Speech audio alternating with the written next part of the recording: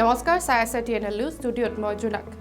যি সময়ত এটা চৰকাৰী চাকৰিৰ বাবে ৰাজ্যৰ লাখ লাখ নিবনুৱা যুৱক যুৱতীয়ে হাহাকাৰ অৱস্থাৰ সৃষ্টি কৰিছে আৰু সেই সময়তে চাপৰৰ এজন যুৱকে নিজৰ চাহপাতৰ জৰিয়তে বা নিজৰ কৃষি কৰ্মৰ জৰিয়তে এতিয়া সফলতা অৰ্জন কৰিছে বিদেশতো তেওঁ হৈছে চাপৰৰ ৰতন ৰায় নামৰ এজন যুৱক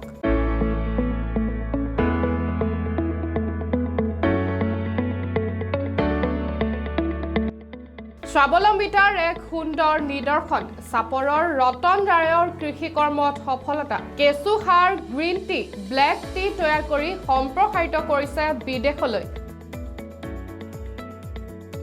2006 চনৰ পৰাই কেঁচু সাৰ উৎপাদন আৰম্ভ কৰিছিল ৰতনে ধুবুৰী জিলাৰ চাপৰৰ চৌবাৰী গাঁৱৰ নিবাসী ৰতন 1250 টকা প্ৰতি কুইণ্টল কেঁচু সাৰ আৰু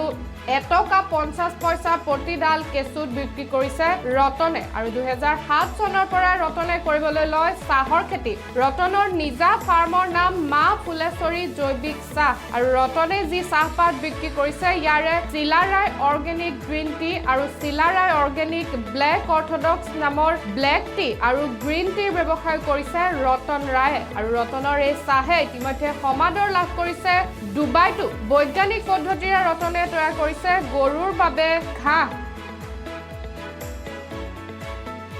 কেৱল সেয়াই নহয় গাখীৰো বিক্ৰী কৰি স্বাৱলম্বী হৈছে ৰতন ৰায় যি সময়ত চৰকাৰী চাকৰি বিচাৰি একাংশ শিক্ষিত যুৱক যুৱতী হাবাথুৰি খাই ফুৰিছে তেনে সময়তে এনে কৃষি কৰ্মৰ জৰিয়তে স্বাৱলম্বী হোৱাৰ উৎকৃষ্ট নিদৰ্শন এই চাপৰৰ ৰতন ৰায় নামৰ এজন যুৱক ধুবুৰী জিলাৰ চাপৰ ৰাজহ চক্ৰৰ অধীনস্থ চৌবাৰী গাঁৱৰ নিবাসী এই ৰতন ৰায়ে তৈয়াৰ কৰা গ্ৰীণ টি ব্লেক টি অকল এতিয়া অসমতে সীমাবদ্ধ হৈ থকা নাই ডুবাইলৈকে সম্প্ৰসাৰিত হৈছে আৰু 2006 চনৰ পৰা এই কৃষি কৰ্মত হাত দিয়া ৰতনে গৰুৰ গোবৰ আৰু জাবৰ জোথৰ থুপ কৰি থোৱাৰ কিছুদিন পিছতে কেঁচু সাৰ উৎপাদন কৰে আৰু সেই কেঁচু সাৰৰ পিছতে এতিয়া ৰতনে বিক্ৰী কৰিবলৈ লৈছে চাহ আৰু গৰুৰ বাবে ঘাঁহো তৈয়াৰ কৰিবলৈ লৈছে আৰু গাখীৰ বিক্ৰী কৰি স্বাৱলম্বী হৈছে ৰতন ৰায়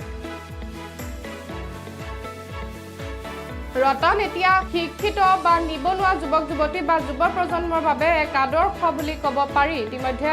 অসমৰ বিভিন্ন প্ৰান্তৰ লগতে বহিৰাষ্ট্ৰ ডুবাইতো সমাদৰ লাভ কৰিছে ৰতন ৰায়ৰ চাহে এনেদৰে বৈজ্ঞানিক পদ্ধতিৰে ৰতনে কৃষি কৰ্ম কৰি এক ব্যতিক্ৰমী চিন্তাধাৰাৰ পৰিচয় দিছে আৰু ৰতনৰ এই কৃষিৰ প্ৰতি থকা ব্যতিক্ৰমী চিন্তাধাৰাৰ প্ৰতি লক্ষ্য ৰাখি ধুবুৰী কৃষি বিজ্ঞান কেন্দ্ৰই 2019 আৰু 20 চনৰ কিষাণ মেলাত তেখেতক এখন মানপত্ৰৰেও সন্মানিত কৰিছিল লগতে নিজৰ ঘৰত কৃষি বিজ্ঞান কেন্দ্ৰৰ সহযোগত অতি কম মাটিত বহু হেক্টৰ ভূমিত নানা ধৰণৰ শাক পাচলিৰ খেতি কৰিও স্বাৱলম্বী হোৱা দেখা গৈছে এই চাপৰৰ ৰতন ৰায় নামৰ যুৱকজনক নিশ্চয়কৈ ৰতন ৰায় এতিয়া অসমৰ লাখ লাখ নিবনুৱা যুৱক যুৱতীৰ বাবে এক আদৰ্শ হৈ পৰিছে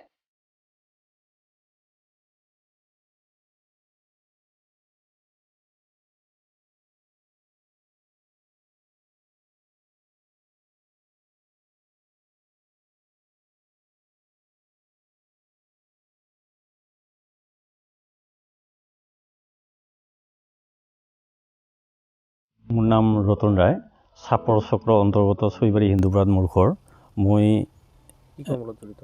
মই এজন জৈৱিক চাহ খেতিয়ক মই জৈৱিক চাহ গ্ৰীণ টি আৰু ব্লেক টি উৎপাদন কৰোঁ কিমান চনৰ পৰা কৰি আছে মই 2014 চনৰ পৰা গ্ৰীণ টি আৰু ব্লেক টি উৎপাদন কৰি আছোঁ মোৰ বাগানখনৰ নাম মা ফুলেশ্বৰী মিনি টি গাৰ্ডেন ক'ত এইখিনি আপোনাৰ চাহ মানে ৰপ্তানি হৈ আছে এতিয়া ৰপ্তানি হৈ আছে অসমৰ বিভিন্ন ঠাইত হৈ আছে আৰু লগতে বড়োলেণ্ড এপিঅ'ৰ যোগেদি ডুবাইলৈ গৈছে প্ৰথমবাৰৰ বাবে আপোনাৰ লগতে কি খেতি কৰে মোৰ ভাৰ্মিং কম্পোষ্ট আছে কেঁচু সাৰ আৰু গৰু আছে গাই গৰু আছে কেইজনীমান আৰু গাই গৰুৰ কাৰণত ঘাঁহ খেতি আছে অলপমান কেঁচু সাৰ বিকে নেকি আপুনি হয়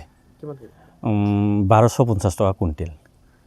চাহ কিমানকৈ বিক্ৰী কৰি আছে চাহ বিক্ৰী কৰি আছোঁ 3500 টকাকৈ কেজি প্ৰতি কেজি আৰু মোৰ চাহটোৰ ব্ৰেণ্ডটোৰ নাম হ'ল চিলাৰায় অৰ্গেনিক টি আপুনি বৰ্তমান মাহত কিমান উপাৰ্জন কৰিব পাৰিছে 40,000 পৰা 45,000 মান টকা যেনে তেনে পাৰিছোঁ আৰু অকলে কৰা সম্পূৰ্ণ কাম হয় আৰু নাই অকলে মানে কি বাকীখিনি অকলে কৰোঁ কিন্তু লগত মানুহ ল'ব লাগে আৰু আপোনাৰ যিখিনি মানে উৎপাদন কাম সেইখিনি হয় আপোনালোকে- হয় হয় উৎপাদন কাম অকলে কৰি আছে মোৰ অকল মানে কি মোৰ লগতে মোৰ ঘৰৰ মানে চবেই সহযোগ কৰে আৰু নিবনুৱা যুৱ যুৱতীলৈ কি আহ্বান থাকিব আপোনালোকৰ মই আমাৰ যিবিলাক অসমত কৃষি মাধ্যম যিবিলাক আছে কৃষি মাধ্যমত কিছুমান সৰু সৰু আজিকালি প্ৰজেক্ট বনাব পাৰে যেনেকুৱা আচাৰৰ পৰা বিভিন্ন তেনেকুৱা প্ৰজেক্ট বনাই নিবনুৱাসকলক সংস্থাপন লোৱাৰ কাৰণত মই আহ্বান জনাওঁ